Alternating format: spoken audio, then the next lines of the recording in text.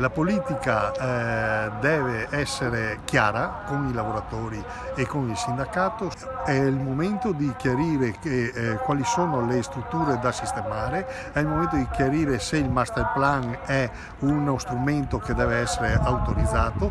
Insomma, chiedono chiarezza i lavoratori dell'aeroporto di Treviso di fronte a un autunno che parte all'insegna della massima incertezza sui tempi di riapertura. Se un anno fa la disputa era sull'allargamento dello scalo trevigiano con conseguente braccio di ferro tra comune e ministero, oggi la questione è la mera sopravvivenza. Di questo si è parlato nell'assemblea sindacale convocata da CGIL e CISL-UIL su un piazzale da troppi mesi deserto.